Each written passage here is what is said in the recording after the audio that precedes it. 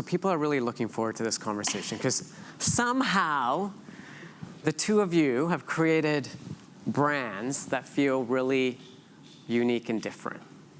And I think we have to start with the origin stories, right? You both have such interesting stories of how you got here, sitting on this stage, talking about brand building in the beauty industry. Marty, you and I met virtually during the pandemic. I think someone from your team and I connected on Instagram. Yep. And I remember that first conversation we had, and I was kind of blown away by it, partly because this was all happening in the middle of the pandemic, and you and your co-founders were kind of spread all over the world, and partly because you managed to create something so unique and that had a little bit of nostalgia for me. Tell me about your founding story. Sure. So the credit on the product level, on the sunscreen, the credit for that goes to my co-founders, Lack and Dakota. They did a bunch of traveling, and I think they knew they wanted to start a business and a brand. They didn't quite know what it was, and they found themselves on the beach in Mexico. And they were looking around and realizing that in this incredibly indulgent moment in the sun on the beach, everybody was so inconvenienced by this moment of having to like take out sunscreen, put it on. It was a real chore, and it kind of broke that moment of indulging in the sun. And they realized that there was a massive opportunity there to add to that indulgent experience and improve upon it, as opposed to making it something that is the opposite of that, which is a chore to put on. So that's the sunscreen side, that's where that originated. And while they were realizing that, I was building, separately without knowing them, I was building a music platform called Poolside FM. It's now called Pool Suite. Has anyone heard Poolside FM? Raise your hands. Okay, you have to listen to it. Actually, we're gonna listen to some of it tonight. We are. At the party. We are. So I was building this kind of ridiculous music website where I was pairing clips I'd cut out of 80s beach movies on VHS with like super summary music. I didn't really know what I was doing with it. It wasn't a business. I was just playing around on the internet. And that was about 1 million people per year were coming to that website. But I still didn't really know what to do with it. I didn't know how to monetize it. And how did those 1 million people come to Pool Suite? Zero marketing budget, no marketing, just creating this super nostalgic experience of two things that were really uplifting, which was like these ridiculous scenes from these movies, and music curated to make you feel good. And that combination just sparked something, and the site was viral from day one. Could that have happened if we weren't all locked up at It was home? before then. It was in 2014 when I launched the site, but the growth massively spiked during the pandemic. Yeah, when people needed a vacation but they couldn't get one, they tuned into Poolside FM. So I was building that. I had this large community that I didn't really know what to do with, and I bumped into Lack and Dakota virtually when they were doing an early test of the packaging for vacation, and we decided this would be much more powerful if we came together and we used the Pool Suite wild 80s world that I'd put together to launch this sunscreen brand to hit the ground running from day one with a large audience who love 80s aesthetics. So we came together and we launched it in the summer of 21. Okay. Isamaya has her own founding story. I will say that when we put some of these images up on the BOF Instagram account recently, we said vaginas yesterday, so I can say penis today, right? Of penis-shaped packaging, like the engagement level on that post was off the charts for us. How did you get from a position of being kind of a makeup artist in the industry to someone who is creating her own brand with penis-shaped packaging? Very good question. I thought I'd whip it out from between my legs for you all today as well. Based on no one specific, you know, just saying. Yeah, good question. I think I don't have a traditional makeup background. Like I didn't. A happy 4 inches or something.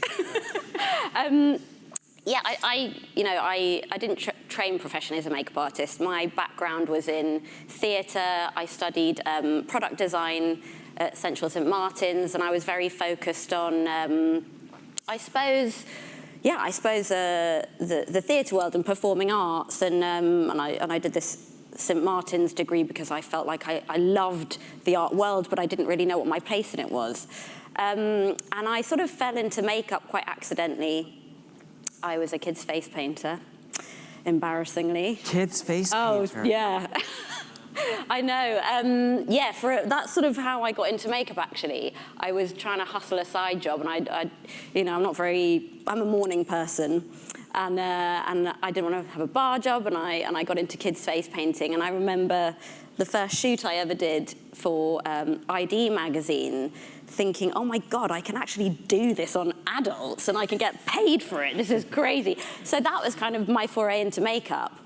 So I think that has really, those kind of formative experiences of not having a huge background in traditional cosmetics has allowed me to have a lot of fun with what I do. And I don't take myself or, what I do hugely seriously, because I think because I come from a very different background. So I suppose that's the origin of that. It's from a place of wanting to, I suppose, just have fun with the platform or the creative process I'm engaging with.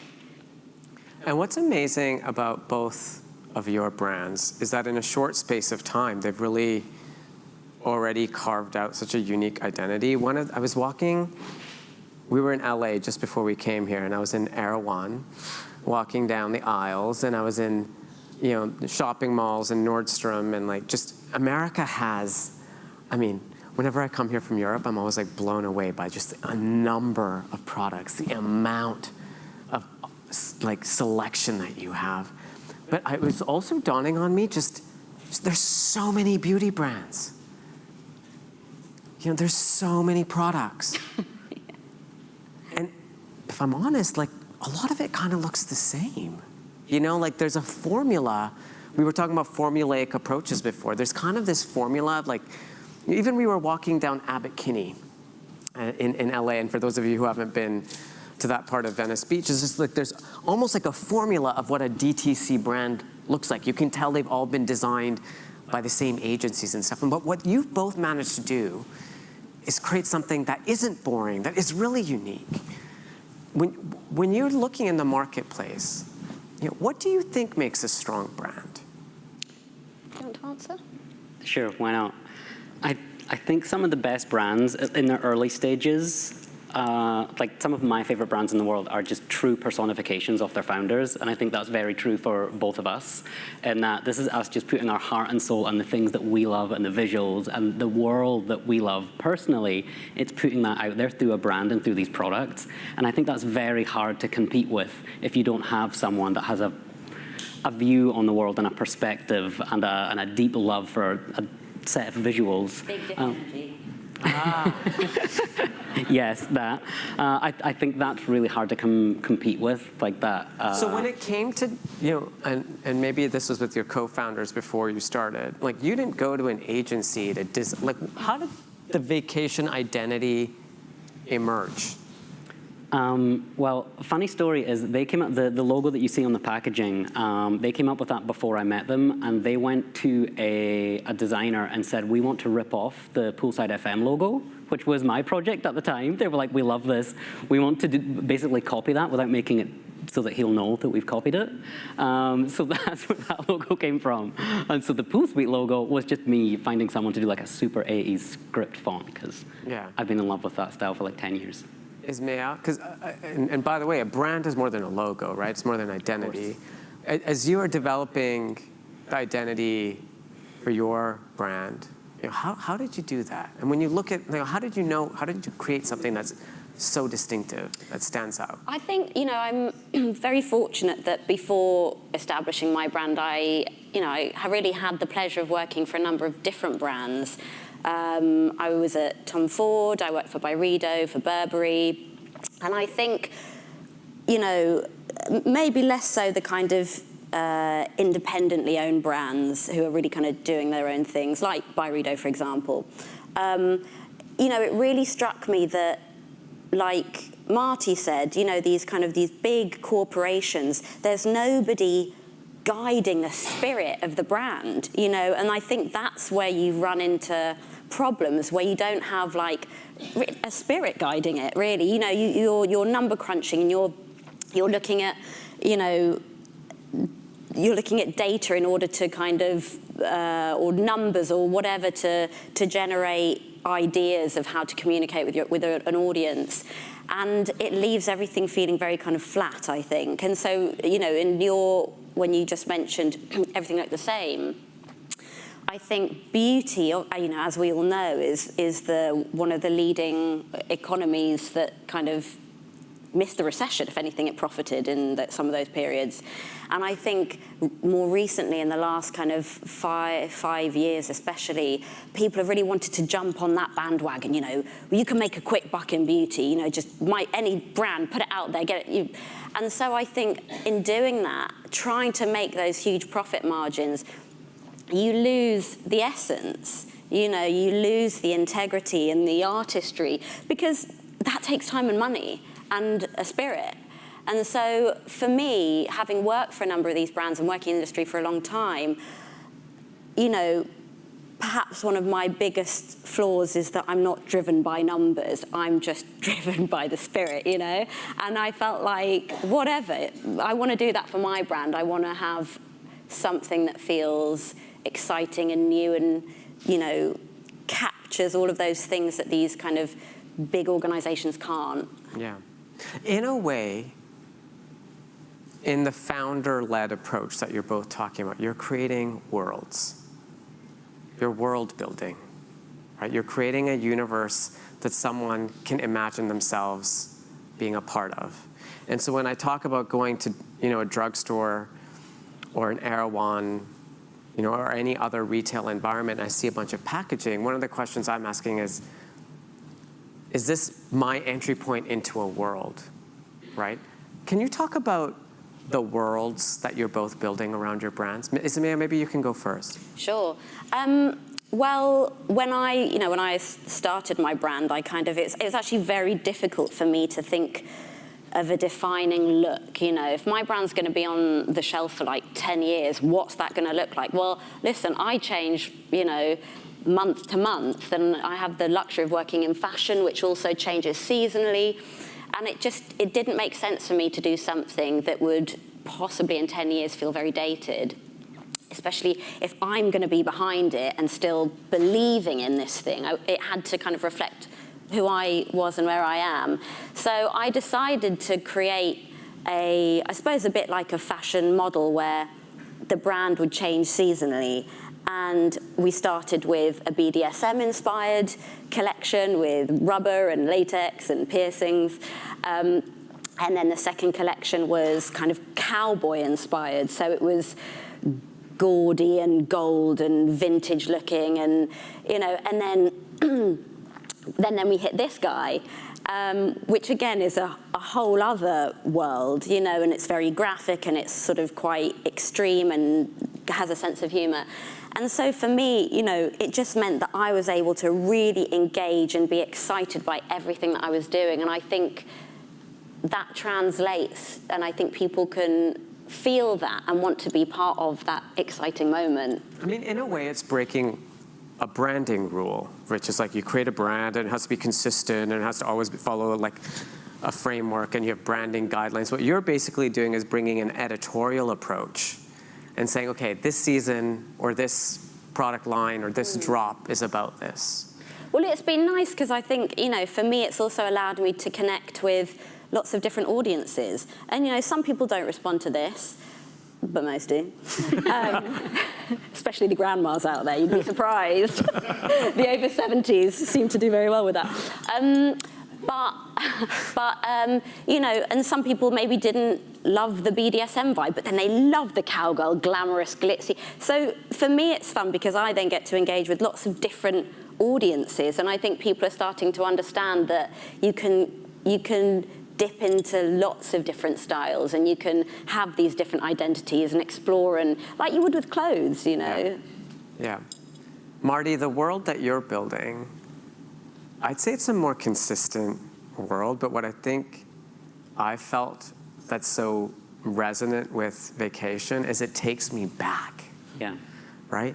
So talk to me about the role nostalgia plays in your world building, but also how you translate that. I'm a child of the 80s, right? So of course that's going to resonate with me, right? Because all of those images and the grainy vibe of everything, that's kind of what I grew up with. How do you make that interesting and exciting to a new generation of customers? I think our job is to make leisure-enhancing sunscreen. That's our whole thing, is if we make it improve that indulgent moment in the sun, we think like every single touch point of the brand has to make people happier. And so if we're going to put an ad out there on Instagram, it has to like be enjoyable or entertaining in some way. If people are going to go to our website, there has to be little gimmicks and things, like you go in our store and you can buy a hovercraft or a fondue set or all these little silly things from the 80s that add and like extend the brand world. And I guess the role of nostalgia is, I think people in the current age where I go on Twitter and all I get served are threads about AI, ChatGPT, and it's so hard to keep up with, and I feel people are just craving a simpler time. And so taking people back to the 80s, which I'm sure it wasn't a simpler time. I wasn't alive then, but I'm sure it was equally chaotic. I'm sure it was equally chaotic back then, but when people think back, I think they see it with this warm glow. It wasn't chaotic. I think that's what I like about it, is that, you know, even if you watch, I was having this conversation with some people over dinner the other night, even if you watch films or TV shows from that time, everything just moves at a pace that's so much more gentle. Mm-hmm. It's not about having like a number of jolts per minute. Yeah, leisurely. So in a way, it's like an escape from this like onslaught of imagery and information and, you know, just that constant barrage of stuff that you just, it feels like I'm stepping into like pleasure and... Yeah, and that's what we want our job to be at. Every single touch point, we want it to be leisurely. So that could be when, actually, a great example of, in world building, I think it's important to hit every single touch point you possibly can with the brand that you're serving to people, whether that's the invoice that you receive when you order from vacation. It's on dot matrix printer paper from the 80s. So we managed to convince our fulfillment center to put in one of these old dot matrix printers. At the start, they were like, okay, it's just one. Yes, we'll accommodate it. Now there's something like, and I forget if it's 12 or 20 of these old dot matrix printers running in the fulfillment center. They emailed us last week asking if we'll pay for a glass enclosure to put them in, because the noise of these printers from the 80s is so loud that it's putting off the staff. And we've had to like stockpile all the old toner cartridges from the 80s, because if that goes out, we can't do it anymore. And so like that level of detail in building the world is where we get excited, and it's only because of the true passion of us as the founders that like we're willing to go to those lengths. And I think that's the kind of thing that's hard to compete with. I remember when I got my vacation delivery at home and it came with the two things down the side. You know what it did for me? It reminded me of it. I'd forgotten about that. The little dots of like punch dots. I'd completely forgotten that was the way it was, and so it reminded me of something too, and it was just, there was this like really nice feeling of like, wow. Yeah, and that's nostalgia, like the power of nostalgia of bringing people back to that simpler time across all these different touch points. It's just, I've found it to be really powerful. Yeah. And it's why you said why were 1 million people coming to the Poolside FM website. It feels connected, that it was an escape. An escape online, and we try and make everything we do some form of escape. Yeah. We're gonna run out of time shortly, but I wanted to ask you about how you work with some of the kind of fixtures that are part of marketing today. Influencers, for example. I mean, Isamaya, we could argue that you are of yourself. Like, I know that word comes as loaded, but you're a key opinion leader. People look to you, so, and your brand embodies who you are and what you're interested in. Do you still work with, you know, influencers and other communication vehicles, and how do you keep that same sense of authenticity if you're working with third parties? Yeah, we have to, and obviously, you know, the community is kind of one of the core parts of the brand, and feeling like, I think, you know, it's about making your humans, I learned that yesterday, I'm not going to call them consumers anymore. Yeah.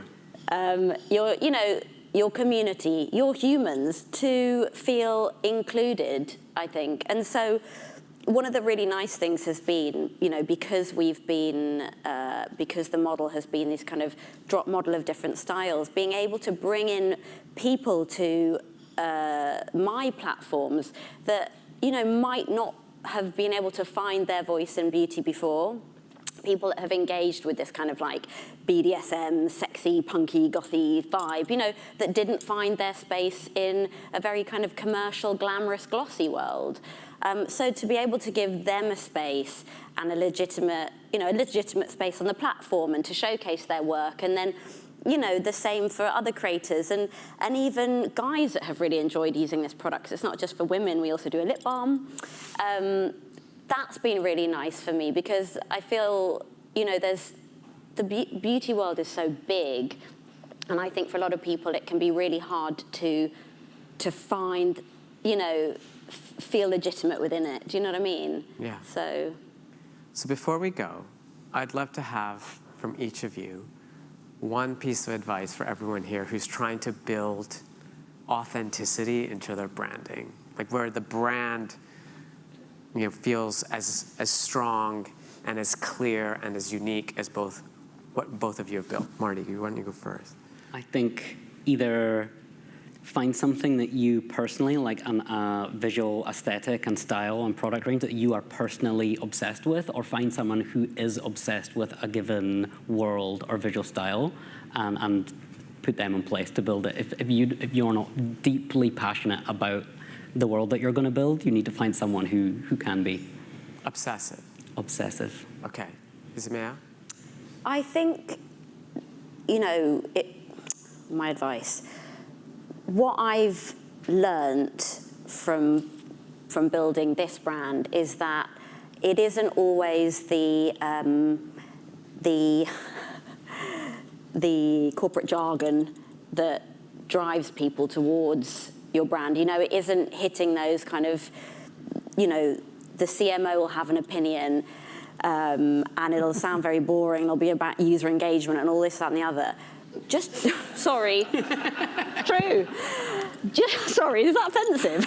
No, it's so honest because we have to tell the backstory of this because when we were doing the prep, Isamaya came and she had a bunch of talking points. I've got them. Come on, let me read some out to you. They're hideous.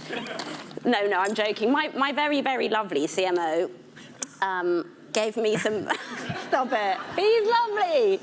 He's lovely, but he gave me some pointers, you know, to bring up. And they were things like, encourage UGC to drive consumer engagement and create whatever.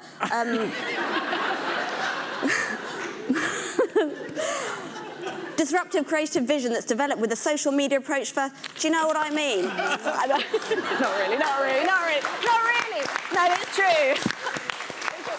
But just do what feels right, you know, do what feels right. If you're strong enough to have a vision and get a brand off the ground, you know what your audience wants, you know what your audience wants, and be communicative and do the things that feel natural and right, because it's when you start doing the things that the CMO tells you have to do and you're feeling awkward about it, and I've got to do like a tutorial, but actually I don't really like, you know, no one's going to believe you, no one's going to want your product because it doesn't look authentic. Yeah. So I think it's really about taking things with a pinch of salt, but following your gut and your spirit and doing what feels right for you and your brand. And I love my CMO, and he won't mind me doing that whole little spiel thing, but yeah. Okay. Well, that was amazing. Thank you both very much.